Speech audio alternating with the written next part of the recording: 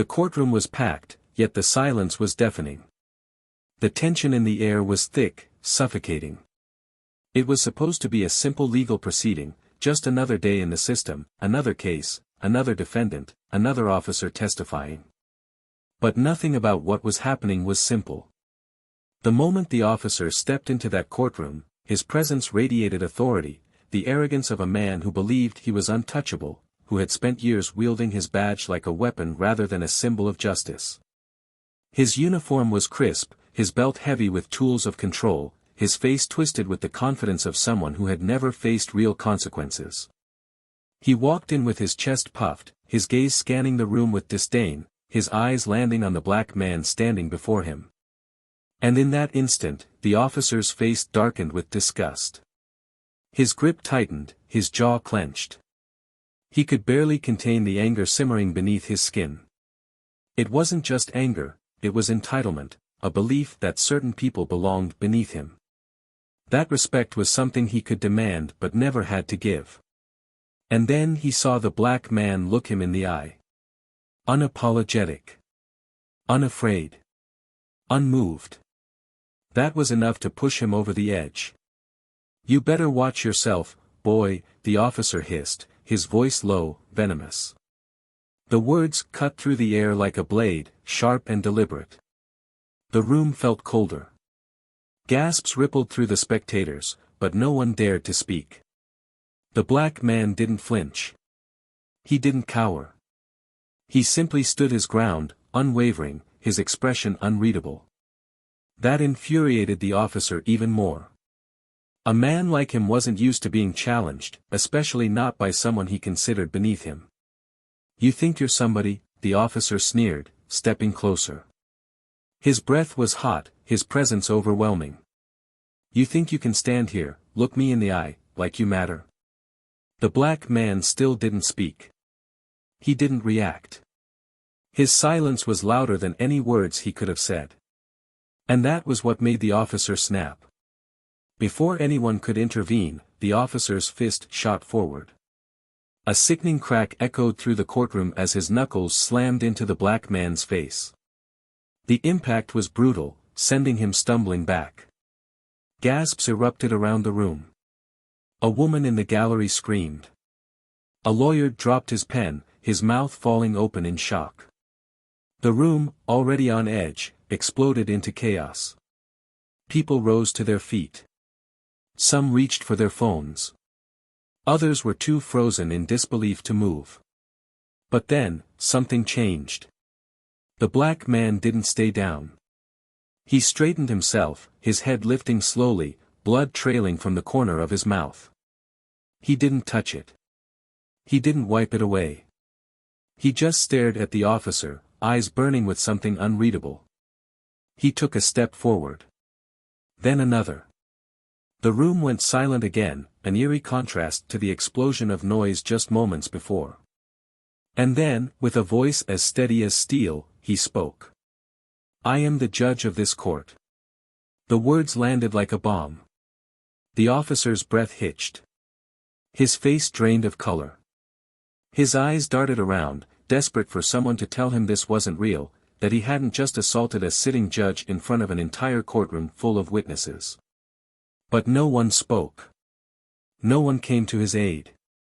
No one excused his actions. The realization crashed over him like a tidal wave, drowning him in the weight of what he had just done. His mouth opened, then closed.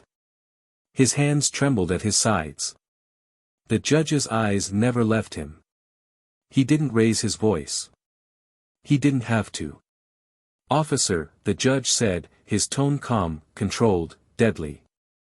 "You're under arrest for assaulting an officer of the court." The shift was instant. The same power the officer had once used against others was now being turned against him. The badge on his chest, the uniform he wore with such pride, no longer meant protection. The authority he had weaponized for so long meant nothing now. A deputy, one of his own, stepped forward, handcuffs in hand. "Turn around," the deputy ordered. The officer's body refused to move. His mind refused to accept it. This couldn't be happening. This wasn't happening. But the steel of the cuffs clicking around his wrists told him otherwise. The room was deathly silent again, but this time, it wasn't because of fear. It was something else. A shift in power, a moment of justice so unexpected, so poetic, that no one dared to interrupt it. And yet, this was only the beginning. Because what happened to that officer after his arrest left everyone in complete shock. Hey, family. Before we dive into today's story, we want to make one thing crystal clear: Plow of Twist stands against racism in all forms. This channel is about justice, truth, and powerful storytelling that uplifts voices that need to be heard. If you've ever faced discrimination, know that you are valued, you are powerful, and you belong. This story is not just about karma, it's about accountability. So sit back, stay locked in, and enjoy.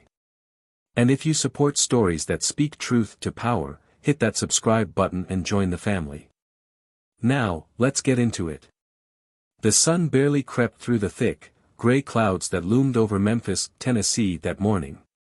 The city was alive with its usual rhythm: cars honking, street vendors calling out their morning specials, and the occasional distant wail of a police siren slicing through the air. Yet, inside the grand courthouse, none of that noise mattered. Inside those walls, there was a different kind of energy, one that wasn't dictated by the hum of city life, but by the weight of justice, by the decisions that shaped lives forever. And on this particular day, that weight was pressing down heavier than ever. Judge Malcolm Bennett had spent years within these walls. A man whose very presence commanded attention, not because he demanded it, but because he earned it. His reputation spoke for itself. He wasn't just another judge in the system, he was a symbol of what justice was supposed to be. A black man who had fought his way through every barrier, every whispered doubt, every backhanded comment about how men like him didn't belong in places like this. He had proved them wrong every step of the way. His courtroom wasn't just a space for the law, it was a battlefield where the truth fought to survive. He had seen it all: cases of senseless violence, families torn apart, innocent lives ruined by prejudice and corruption. But nothing rattled him. Not anymore. He had learned early in his career that emotions had no place on the bench. A judge couldn't afford anger. A judge couldn't afford fear. And most of all, a judge couldn't afford to let injustice slide, no matter how small, no matter how systemic. He knew the world he lived in. He had grown up in it, had seen the way the system worked, or rather, didn't work, for people who looked like him. That's why he refused to falter. Malcolm's journey to the bench hadn't been easy. Born and raised in South Memphis, he had witnessed firsthand how the justice system failed people like his father, a hard-working man who had spent more time being harassed by cops than being protected by them. He had seen his older brother Deshaun wrongfully accused of a crime he didn't commit, forced to take a plea deal because the alternative was spending decades behind bars for something he never did. That memory had never left Malcolm. It was burned into him, a permanent scar that fueled his every decision. It was why he had to be here, why he had to fight for those who never got a fair shot. So when he walked into his courtroom that day, he was ready. The case in front of him was just like so many others: a young black man, Jalen Carter, accused of resisting arrest. A case that, on paper, should have been simple. But Malcolm knew better than to trust the paper. He had seen enough to know that words could be twisted, reports could be falsified, and the truth could be buried beneath lies told by men in uniform. And one of those men was sitting at the witness stand, his face hardened with an arrogance that Malcolm had seen too many times before. Officer Ryan Calloway. A man who carried his badge like a shield, a man who believed his uniform made him untouchable. He wasn't just a cop, he was the kind of officer who had been given too much power for too long. The kind of officer who didn't see people like Jalen as human beings, but as problems to be dealt with. The kind of officer who had built a career off of profiling, harassing, and brutalizing black men and always walking away clean. Malcolm knew his type. He had dealt with men like Calloway before. But what made Calloway dangerous wasn't just his uniform, it was his confidence. The way he sat there, completely unbothered, hands folded over his lap like he had nothing to fear. The way his blue eyes scanned the room, uninterested, barely masking the disdain that lurked beneath. And the way he smirked, just a little, barely noticeable, when his gaze landed on Malcolm. Calloway didn't respect this court. He didn't respect this judge. That much was clear when he leaned back in his chair, arms crossed, a smug expression taking shape as he spoke. "Your Honor, I did what needed to be done," he said, his voice thick with authority, as if he were explaining something to a child. Carter was aggressive, he refused to comply. "I had no choice but to use force." Malcolm kept his face unreadable, but inside, he felt the familiar fire simmering. He had already read the report. It was textbook.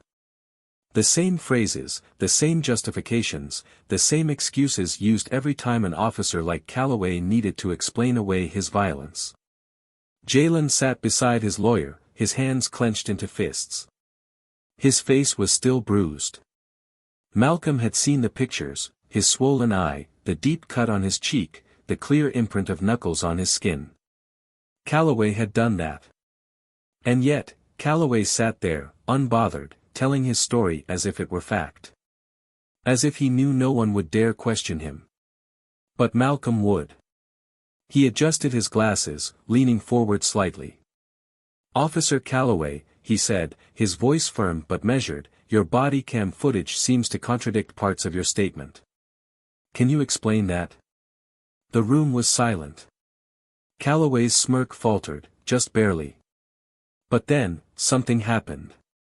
His expression changed. The arrogance didn't leave, but something sharper took its place. Resentment. The kind of resentment that ran deeper than a single courtroom, deeper than a single judge questioning him. It was the kind of resentment that came from a man who didn't believe he should have to answer to someone like Malcolm Bennett. And that's when it happened. It was sudden. 1 second, Calloway was sitting. The next, he was on his feet. The words left his mouth in a low growl, "You better watch yourself, boy." And before anyone could process it, before the bailiff could move, before Malcolm himself could react, Calloway's fist was already flying. The impact was brutal. The crack of knuckles against flesh echoed through the room. Malcolm felt the force send him back slightly, his vision momentarily blurred.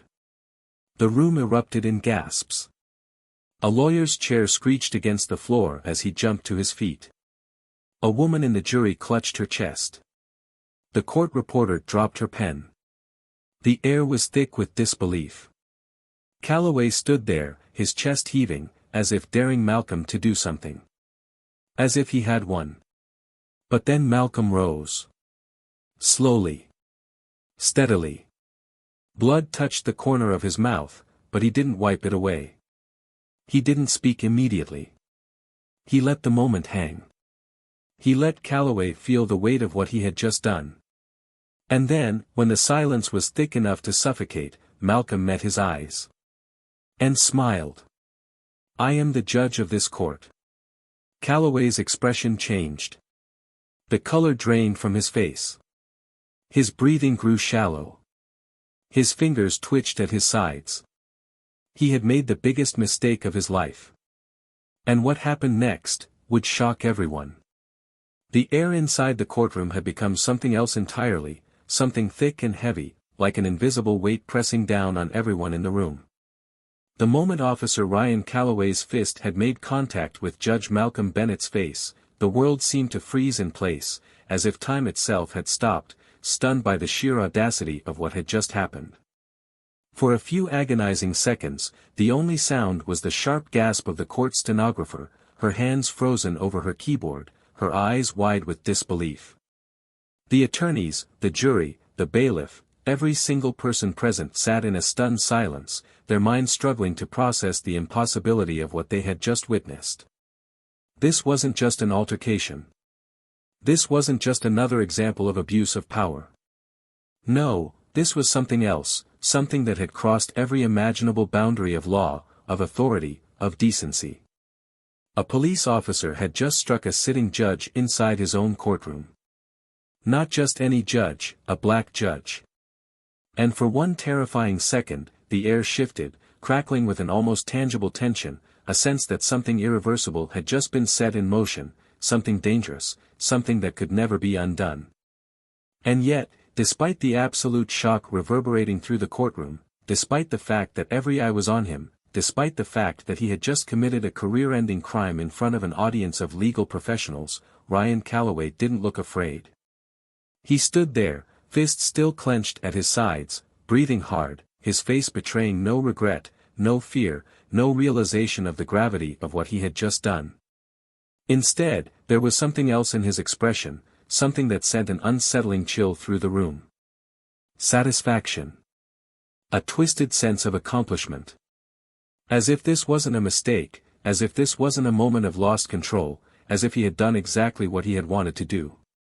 His blue eyes were burning, his jaw locked tight, his chest rising and falling with heavy breaths. He was waiting for something. For someone to come to his defense. For someone to stand up, to call the incident a misunderstanding, to say it was justified, to twist the narrative as had been done so many times before in so many other courtrooms, in so many other situations where men like him walked away without consequences. But this time was different. The shift was slow, almost imperceptible at first. It started in the gallery, where the spectators sat frozen, their faces a mixture of disbelief and growing outrage. Then it spread to the attorneys, who exchanged wide-eyed glances, silently questioning whether they had really just seen what they thought they had seen. And then, finally, it reached the jury, 12 men and women whose eyes flickered between the judge and the officer, their faces etched with the dawning realization that they had just become witnesses to something historic. No one spoke, but the weight of the silence was deafening. Even the bailiff, a man trained to maintain order in the courtroom, seemed hesitant to move, as if he was still waiting for someone else to act first. But then, Judge Malcolm Bennett moved. Slowly, deliberately, he straightened his posture, rolling his shoulders back, standing even taller than before. His head lifted, his expression unreadable, his eyes locking onto Calloway's with a gaze that was calm, composed, but deadly in its intensity. Blood trickled from the corner of his mouth, but he didn't wipe it away. He refused to wipe it away. He let it sit there, let the red stain his otherwise pristine skin, let it be seen. Let it serve as a mark of defiance. His voice, when he finally spoke, did not shake. It did not waver. It did not bend beneath the weight of the moment. Instead, it was steady, unwavering, an unmovable force of pure, unshakable authority. "Officer Calloway," Malcolm said, and the way he said it made the hairs on the back of every neck in the room stand up. "Cold. Measured. Absolute. You just assaulted a sitting judge inside his own courtroom." The words were not a question. They were a statement of fact, a fact that hung in the air like a noose tightening around Calloway's neck. For the first time since throwing the punch, Calloway's expression flickered, just barely, just for a second. A crack in the armor. A brief, fleeting hint of realization. But then it was gone, swallowed up by something deeper, something uglier. He scoffed. Actually scoffed. "You're lucky that's all I did," he muttered under his breath, his voice just loud enough to be heard. And that was the moment the entire courtroom changed. There was no mistaking what he meant. No way to twist it. No way to rewrite it. No way to spin it into anything other than what it was, an admission, a challenge, a warning all wrapped into one. And it was in that moment that Calloway finally realized what the rest of the room had already known: he had just sealed his fate. Malcolm didn't blink. Didn't flinch. Didn't allow even the slightest reaction to Calloway's attempt at intimidation. Because Malcolm knew what was about to happen next. He had already made his decision, already set the wheels in motion. "Take him into custody," Malcolm ordered, his voice as calm and absolute as ever. The room erupted. Gasps. Murmurs. Shock. And Calloway? Calloway froze. His smirk flickered, twitched at the edges. His body stiffened. "You can't be serious," he said, his voice no longer so confident. Malcolm kept his gaze locked. "You assaulted a judge in front of an entire courtroom full of witnesses," he said, each word cutting through Calloway's defenses like a scalpel.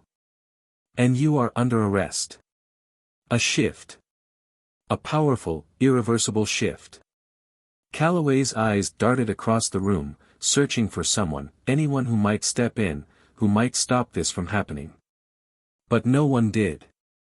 For the first time in his career, his badge didn't matter. The bailiff stepped forward.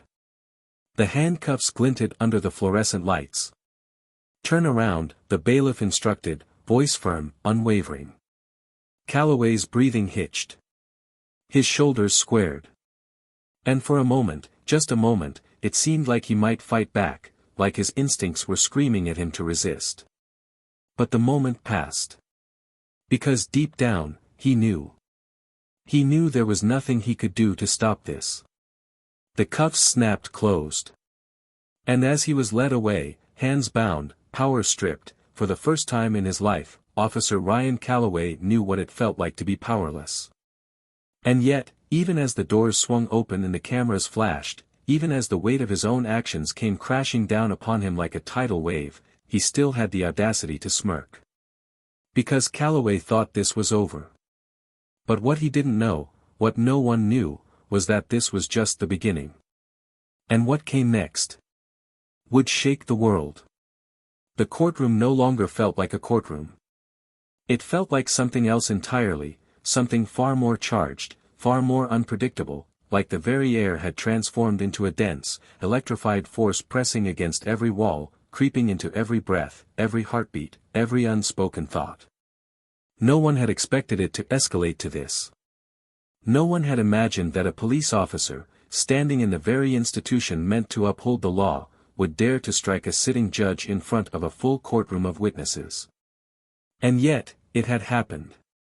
Not behind closed doors, not in the shadows where justice was often twisted and manipulated, but here, in the full light of the judicial system. A judge had been assaulted by a man who had spent his entire career believing he was above the law. And now, finally, the law was coming for him. Officer Ryan Calloway stood in the center of it all, his hands cuffed tightly behind his back, his uniform still neatly pressed, though now it felt more like a costume than a symbol of authority. He had spent years wearing that uniform like armor, using it as a shield to protect himself from scrutiny, from accountability, from the very system he had manipulated and abused. But today, there was no shield left to hide behind. His face, usually so calm, so confident, so dripping with self-importance, had begun to change, the cracks in his mask forming slowly, barely perceptible to those who didn't know how to look. But Malcolm saw it. He saw the way Calloway's fingers twitched ever so slightly against the cold steel of the cuffs. He saw the way his jaw clenched just a little too tightly, the way his breathing had turned just a fraction sharper, the way his gaze no longer scanned the room with the same smug arrogance. Oh, he was still fighting it, still clinging to the belief that there was some way out of this, that someone would intervene, that something would undo what had just happened. He still believed, somewhere in the depths of his privileged, entitled mind, that there were no real consequences for men like him. Malcolm stepped forward, the polished heels of his shoes clicking sharply against the floor, the sound breaking the thick silence that had settled over the room. Every eye was on him, every breath hitched in waiting. He could feel the weight of history pressing down on him, could feel the moment expanding, growing beyond this room, beyond this courthouse, beyond this city. This wasn't just about him. It wasn't even just about Calloway. This was about something bigger, something that had been boiling beneath the surface of this country for too long. And now it was erupting. "You assaulted a sitting judge in open court," Malcolm said, his voice steady, unwavering, deliberate. He let the words settle into the air, let them sink deep into Calloway's skin, let them wrap around his throat like an invisible noose tightening with every second that passed. There is no justification for what you did. No excuse. No badge to protect you now. The law you swore to uphold will now decide your fate. Calloway let out a slow breath through his nose, his expression still firm, but there was something else there now, a flicker of uncertainty. It was the first real crack in his armor, the first sign that he was beginning to understand what was happening, what it meant, what it would mean for the rest of his life. But he still clung to his defiance, still held on to the belief that this was all temporary, that someone would fix this for him. You think this means something? Calloway finally spoke, his voice quieter than before, but still edged with that familiar arrogance, though now it was starting to feel forced. You think one little moment like this changes anything? He let out a dry chuckle, shaking his head slightly, as if trying to convince himself more than anyone else. I've been in this system longer than you have, Bennett. I know how it works. And you and I both know that men like me don't lose. Malcolm didn't blink. Didn't move. He had spent his entire life hearing those words in 100 different ways, sometimes spoken aloud, sometimes implied, sometimes woven into the fabric of the very laws meant to keep men like Calloway in power. He had spent years fighting against that belief, breaking it down, dismantling it brick by brick, until he had climbed high enough to stand in front of Calloway as his judge. You're right, Malcolm finally said, his voice measured, even. Men like you don't lose. He let the words linger, let Calloway take them in, let him believe for just a fraction of a second that he was right. And then, Malcolm leaned in slightly, his voice dropping just enough to make sure only Calloway could hear him. Until they do. The sound of the courtroom doors bursting open shattered the moment like a hammer against glass. Reporters swarmed the entrance, cameras flashing violently, microphones being shoved forward, voices overlapping in a chaotic frenzy. The moment had already escaped the confines of the courtroom, it was bigger than them now, bigger than anything Calloway had ever imagined. Calloway's body tensed. His breathing hitched.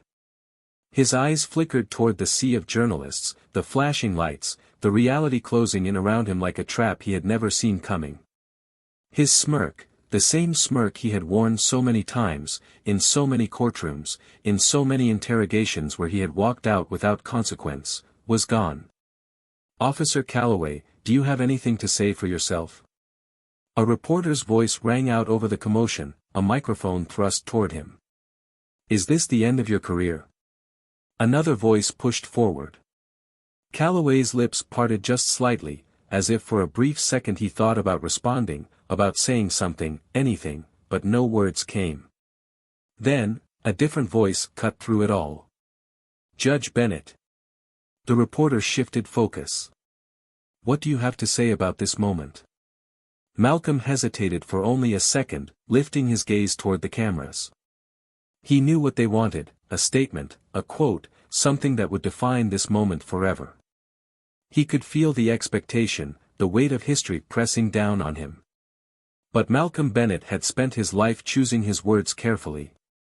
He turned to face Calloway one last time. And then, with absolute clarity, he spoke. For the first time in his life, Malcolm said, voice steady, unforgiving, unshakable, Ryan Calloway knows what it feels like to be held accountable. The cameras flashed violently, reporters scrambled, voices overlapping as they captured history in real time. Calloway didn't speak. Didn't move. Didn't even blink. Because for the first time, he had no control over the story. And what came next? Would destroy him.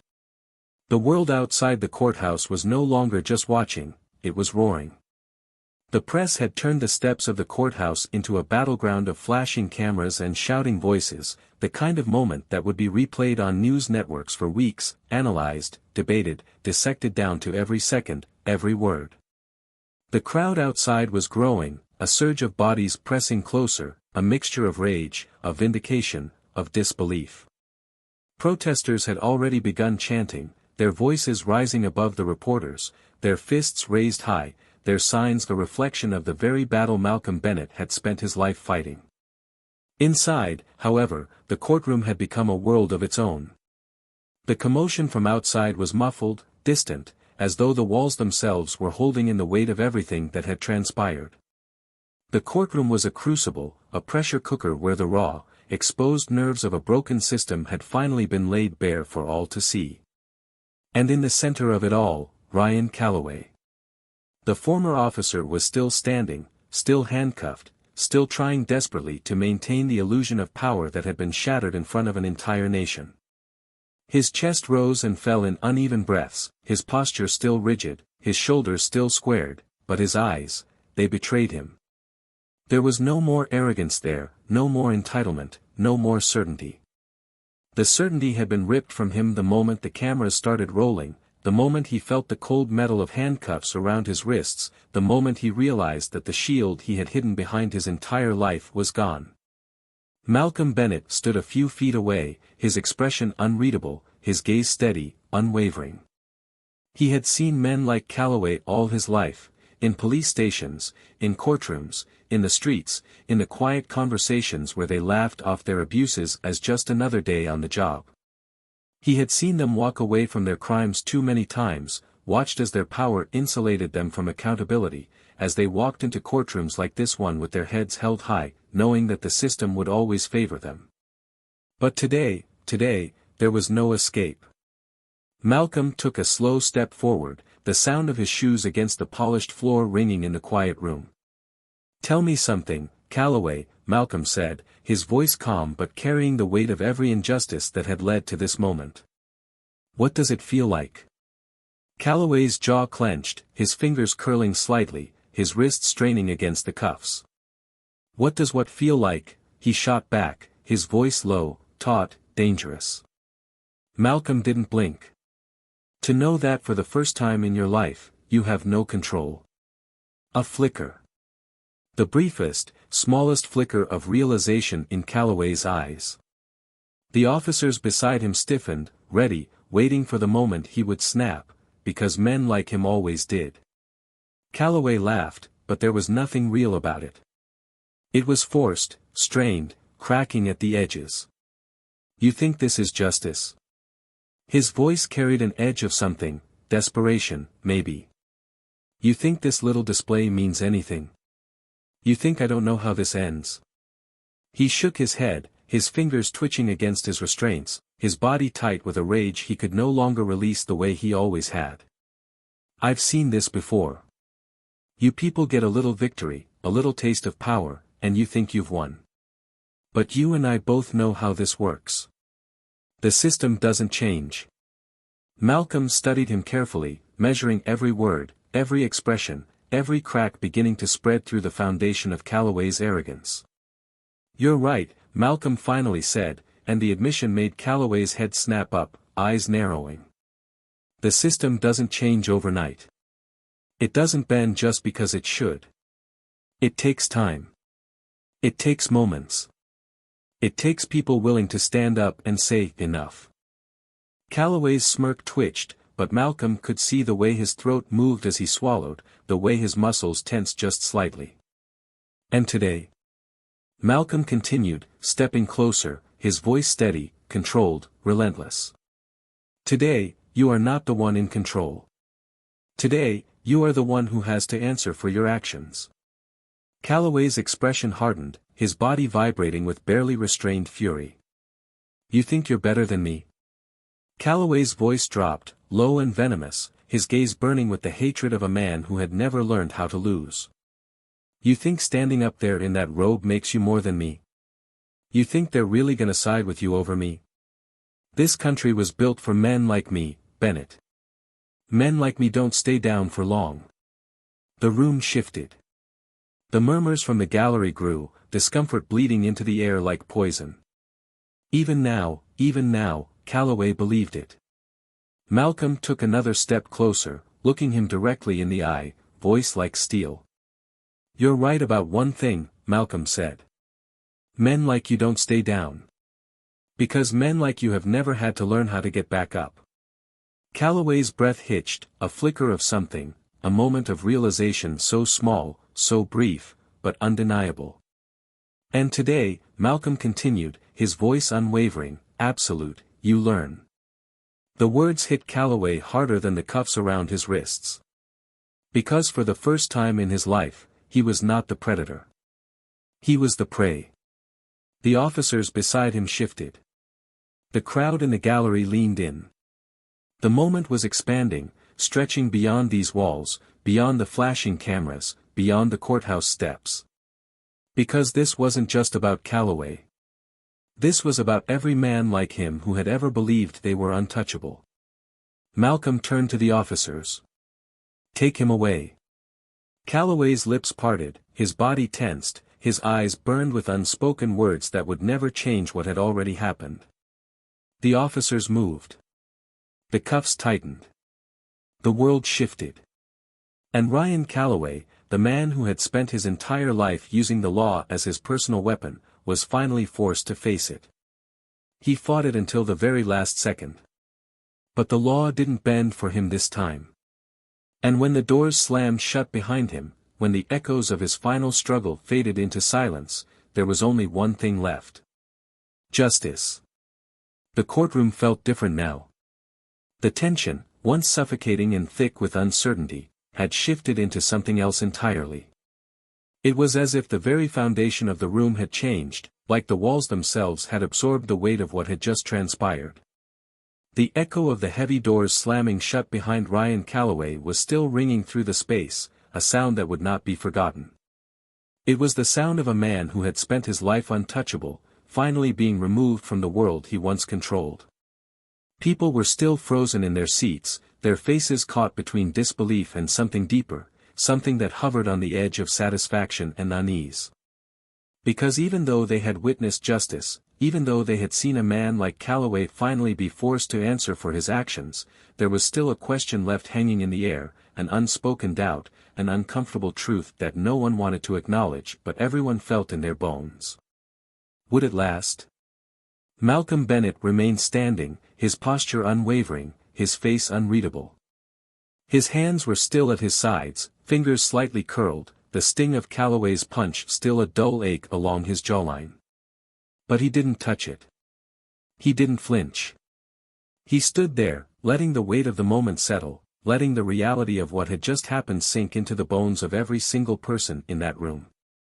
He had spent his life preparing for moments like this, moments where the system, if only for a second, bent in the right direction. Moments where the weight of history pressed forward, demanding to be acknowledged. The reporters outside were still shouting. The crowd was growing louder. Their voices rising in chants, some filled with vindication, others with skepticism, all of them waiting to see what would happen next. And Malcolm knew, he knew, that this wasn't over. That Calloway being dragged out of this courtroom in handcuffs wasn't the final blow. Because men like Calloway had a way of surviving even their own destruction. He turned, his gaze sweeping over the jury, over the attorneys, over the faces of the people who had just become witnesses to something that would follow them for the rest of their lives. Some of them looked at him with admiration, others with something close to fear, but most just looked uncertain.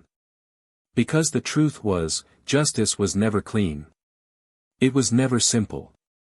It was never the perfect, satisfying resolution people wanted it to be.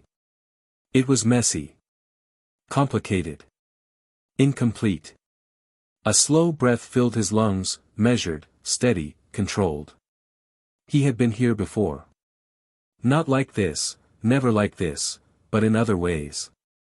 In the quiet cases, the ones that didn't make headlines, the ones that didn't end with flashing cameras and crowds outside the courthouse. He had seen victories that felt like losses and losses that felt like victories. He had seen justice handed down, only for it to be ripped away in appeal. And that was the part no one wanted to talk about. The after. What came next? Calloway would be processed. He would be booked like any other criminal, his mugshot taken, his fingerprints recorded, his name entered into the system that had always worked in his favor. But what happened after that? Would he be granted bail? Would the department protect him? Would his lawyers find a loophole? Would the media spin this into something that made Calloway a victim rather than a perpetrator? Malcolm exhaled slowly, his fingers flexing at his sides. He had been here before, watching a moment that should have meant something begin to slip through the cracks. And that was the danger now. The cracks. Because men like Calloway knew how to exploit them. A movement in the gallery caught his attention. He turned his head slightly, his gaze landing on Jalen Carter, the young man who had been the original defendant in today's case. The boy was still seated, his hands clasped together, his body tense, his face a mixture of confusion and disbelief. Jalen's case had almost been lost in all of this. It had started with him, an arrest, a charge of resisting, the kind of case Malcolm had seen too many times before. But then Calloway had let his arrogance turn this into something bigger. Something he hadn't been able to control. And now? Now Jalen was sitting there, watching a man who had once been untouchable be taken away in handcuffs. But Malcolm could see it. The doubt in his eyes. The hesitation. Because Jalen knew the truth that Malcolm knew. That every black man in this country knew. Just because they arrested him didn't mean he would stay gone. Malcolm walked toward him, the sound of his steps quiet against the polished floor. When he reached him, he spoke, his voice softer now, lower, only for Jalen. "You okay?" Jalen hesitated, then let out a slow breath, shaking his head slightly. "I don't know," he admitted, his voice barely above a whisper. Malcolm nodded, understanding the weight of what wasn't being said. "This isn't over," he said, his voice steady, firm. "But today. Today, he lost." Jalen swallowed, his fingers tightening around each other. "Yeah," he said, but there was something in his tone, something unsure, something unconvinced. For now. Malcolm didn't argue. He wouldn't insult the boy's intelligence by pretending this was the kind of victory that erased centuries of injustice. But it meant something. Maybe not everything. But something. Outside, the chants were growing louder. The voices of a city that had seen too much, hoping, just hoping, that maybe this time, something would be different. Malcolm turned his gaze toward the doors. The moment was still stretching, still expanding, still rippling out into the world. This wasn't just a case. It wasn't just a ruling. It was a fracture in the illusion of power. And maybe, just maybe, it was the beginning of something more.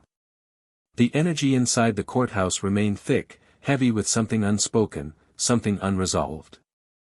The weight of the moment lingered like a dense fog that refused to dissipate, hanging over every individual who had borne witness to what had just happened. The news cameras outside continued flashing, the sounds of the press yelling for statements, the crowds chanting, their voices layered with both vindication and skepticism. The courtroom itself, however, was an entirely different space, still charged, still alive with the echo of everything that had transpired, but now filled with a kind of tense quiet, as though everyone was waiting for someone to make sense of it all.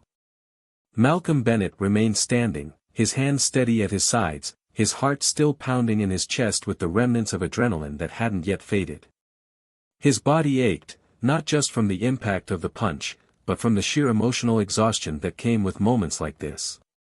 He had fought battles before, had seen justice slip through fingers at the very last moment, had seen men like Calloway walk away unscathed, protected by the very system they claimed to serve.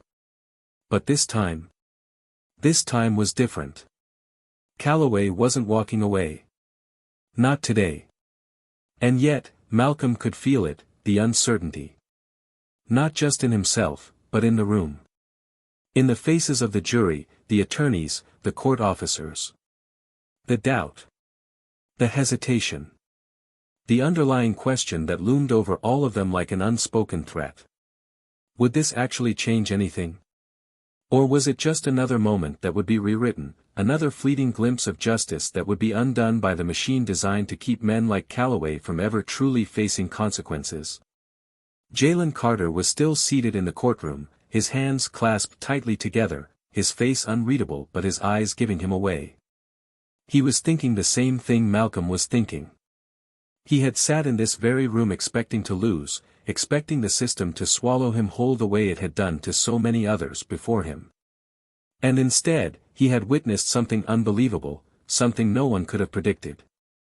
But even with Calloway taken away in handcuffs, even with the judge who had been expected to be powerless standing undefeated, Jalen's expression remained tense, unsure. Malcolm took a slow breath, then stepped toward him. He knew what was running through Jalen's mind. He knew because he had once sat in a chair just like that, in a courtroom just like this, wondering the same thing. "You did good today," Malcolm said, his voice quiet but firm, each word measured. Jalen let out a slow breath, but he didn't smile. He didn't look relieved. His hands tightened slightly before he finally spoke, his voice quieter than before, edged with something raw. "Did I?" Malcolm held his gaze, letting the words settle. Jalen exhaled, his jaw tightening. "He's gonna walk.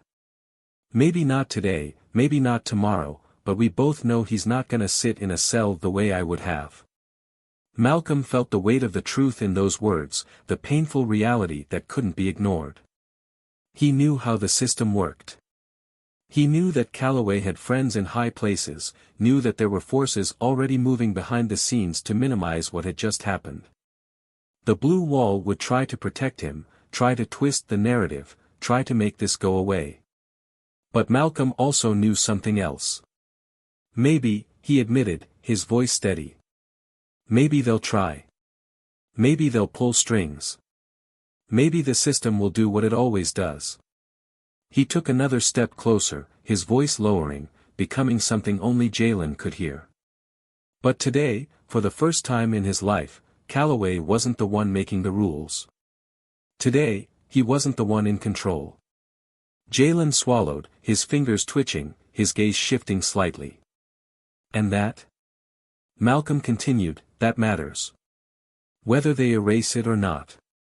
Because it happened. And they can't change that." Jalen exhaled through his nose, nodding just slightly, but Malcolm could still see the uncertainty, the doubt that wouldn't let go. From across the room, the prosecutor approached, his face tense, his expression unreadable.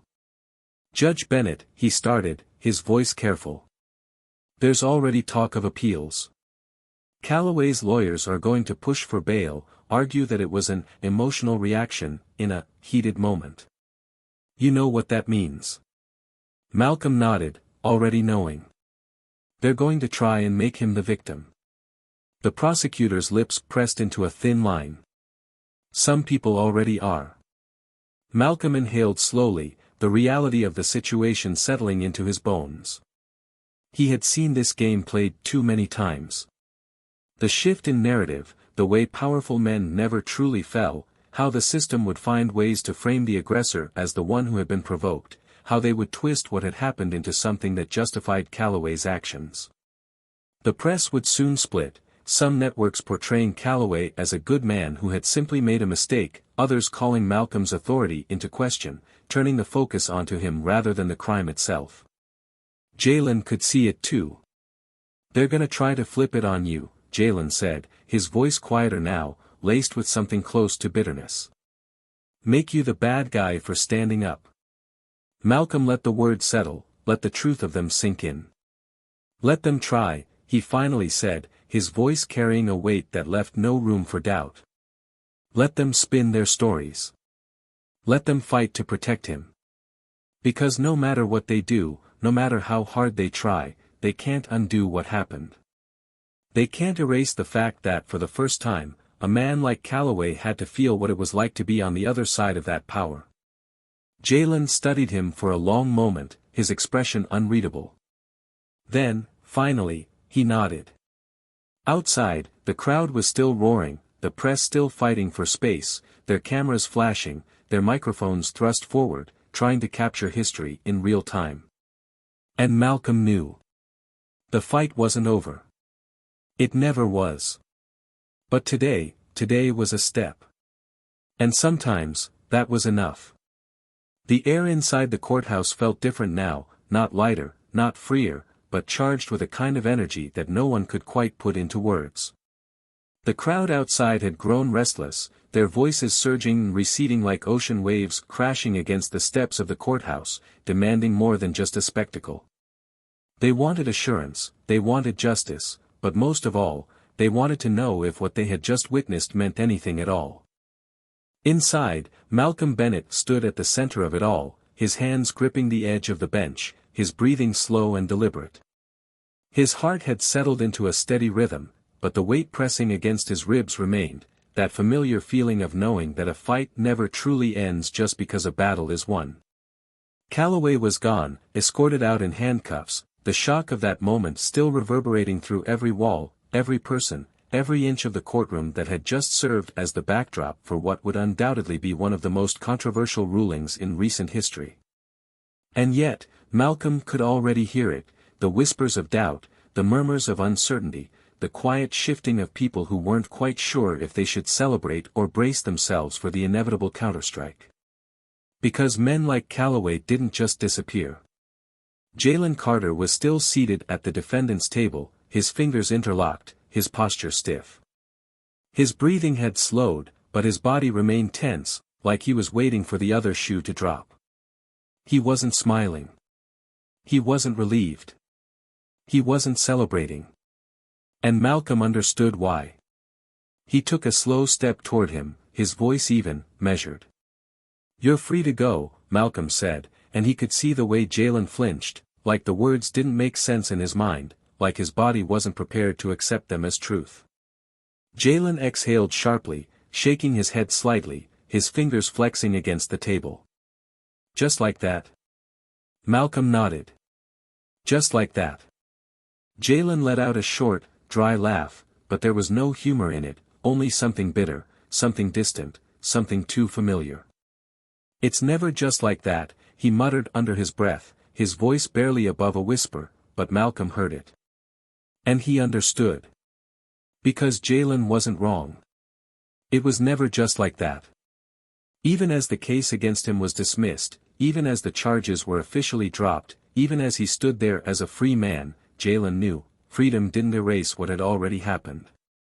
It didn't erase the fear, the humiliation, the reality that if things had gone just a little differently, if Calloway had played his cards better, if Malcolm hadn't been the one on the bench today, things could have ended another way.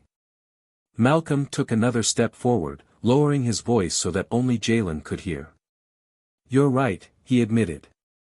"It's not just like that. It never is. But today, you walk out of here with your name intact. That means something." Jalen's eyes flickered, shifting away, his jaw tightening before he exhaled slowly. "Yeah," he muttered, though there was no conviction in the word. Malcolm studied him carefully. "What are you thinking?" Jalen let out a slow breath, shaking his head. "I don't know," he said, his voice quiet but steady. "Feels like waiting for a door to close behind me. Like any second now, someone's gonna come back in and say there was a mistake, say they're taking it all back, say I still have to pay for something I didn't do." His fingers curled into a fist against the table, his body coiled with tension that had nowhere to go. Malcolm didn't speak right away.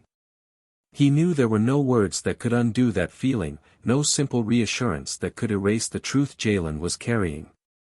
Because that truth had been earned. It had been shaped by years of knowing that justice only worked when the right people decided to give it. But still, Malcolm refused to let this moment become just another scar. "Then don't wait for the door to close," Malcolm said finally, his voice steady. "Walk through it before they get the chance." Jalen's gaze snapped to his eyes searching, his breath catching slightly. There was something in that moment, a hesitation, a choice, a crossroads. And then, finally, he nodded.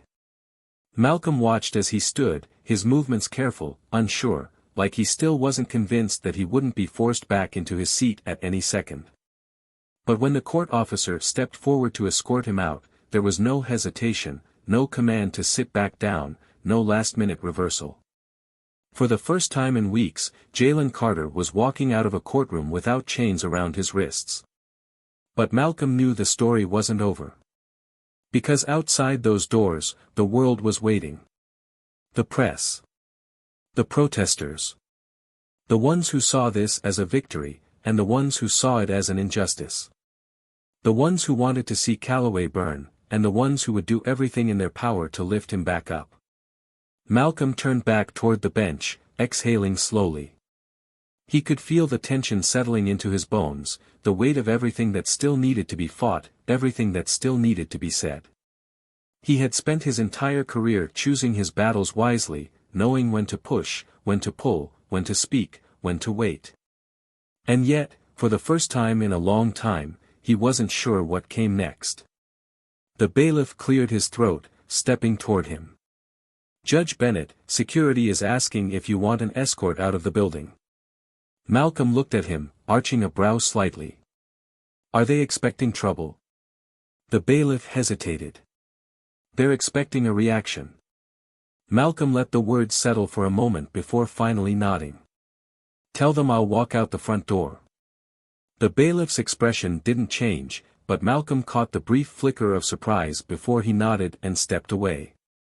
Because Malcolm knew what was waiting outside. He knew the moment wasn't over. He knew that walking through those doors meant stepping directly into the fire. And he was ready. Because no matter what came next, no matter how the story was spun, no matter how hard they tried to twist this into something else, something smaller, something easier to dismiss, they couldn't change the truth. And that? That was enough. The air outside the courthouse was thick with noise, with movement, with the sheer weight of everything that had happened. It was a storm of voices clashing against one another, reporters shouting questions, cameras flashing in bursts of light, protesters chanting, counter-protesters murmuring, the entire city watching as the moment stretched and expanded into something bigger than itself.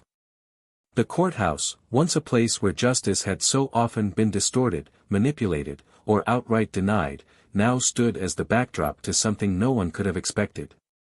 Malcolm Bennett stood at the top of the courthouse steps, his shoulders squared, his hands steady at his sides, his expression unreadable but his presence unmistakable. He was not a man who sought attention. He had never been someone who needed the spotlight, never someone who craved the kind of power that came with visibility. But today, he knew, this moment would define more than just this case. It would define him. It would define Calloway. And it would define the way this story would be told for years to come. He could hear the questions before they were even spoken. The reporters, pressing forward, their microphones aimed at him like weapons, their eyes gleaming with anticipation, their pens poised to capture every word that left his mouth. "Judge Bennett, do you believe Calloway will actually face prison time? Do you think the charges will stick, or is this just symbolic? What do you say to those who claim that Calloway is the victim of political persecution?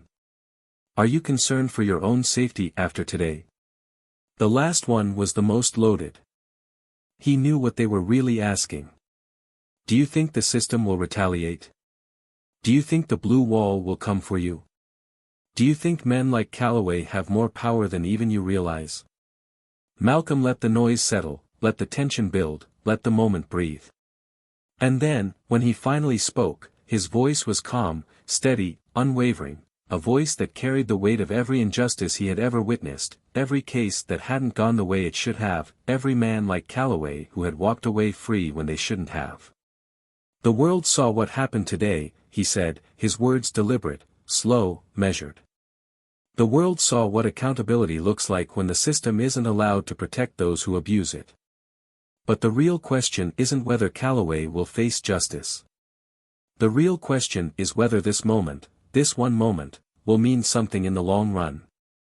Because justice isn't about one case. It isn't about one man in handcuffs. Justice is about what happens next." The words settled over the crowd like a weight, a pause that seemed to stretch endlessly. And then the voices erupted again.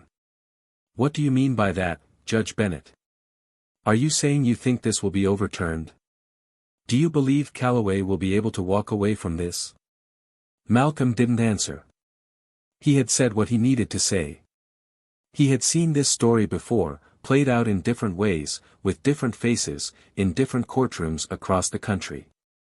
A man like Calloway could be knocked down, but that didn't mean he wouldn't be lifted back up by the very system that had created him, protected him, allowed him to become what he was. Still, he knew one thing for certain: Calloway would never be the same. No matter what happened next, no matter how hard his lawyers fought, no matter how many people came to his defense, no matter how many tried to twist the story into something else, Calloway had already lost something he would never get back. Power. He had walked into that courtroom believing that he was untouchable. He had punched a judge in the face in front of a room full of witnesses and still believed that he would walk away from it. That belief had been shattered, not just by the verdict, not just by the handcuffs, but by the sheer fact that, for the first time in his life, he had been the one who couldn't control what happened next. Malcolm knew what that kind of fall did to men like Calloway. It wasn't the prison cell that scared them. It wasn't the trial, the booking process, the press coverage. It was the loss of power. And that? That was something Calloway would never fully recover from. Malcolm took a slow breath, then finally stepped down from the podium, moving past the reporters, past the cameras, past the noise. He felt the way the crowd parted for him, the way people looked at him now, not just as a judge, not just as a man, but as someone who had stood in the face of something enormous and not backed down.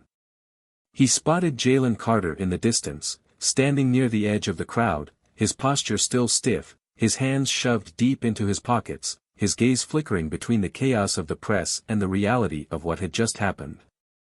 He looked like a man who still wasn't sure if this was real, if this moment had actually happened, if it would last. Malcolm approached him, stopping just a few feet away. "You okay?" Jalen let out a slow breath, shaking his head slightly. "I don't know," he admitted, his voice raw, his body tense. "Feels like this should mean more." Malcolm studied him carefully. "It does," he said, his voice steady. "Even if it doesn't feel like it yet." Jalen exhaled sharply, looking away. "I guess we'll see." Malcolm nodded, understanding. "Yeah," he said. "We will." Because justice wasn't about one moment. It was about what happened after. "Now, let me ask you something. What do you think justice really is? Is it watching a man like Calloway in handcuffs? Is it a single case going the right way? Or is it something bigger, something that doesn't happen in a single moment, but in the way the world remembers that moment? What happens after the cameras stop rolling? After the headlines fade? After the noise dies down and the system has time to pull its strings? Does justice still exist when no one is watching? Let me know what you think. Drop your thoughts in the comments, because this conversation doesn't end here. And if you want more stories that make you think, that make you question, that make you feel something real, make sure to hit that subscribe button and join us here at Tales of Twist. Until next time, stay sharp, stay aware, and remember, justice isn't given. It's fought for.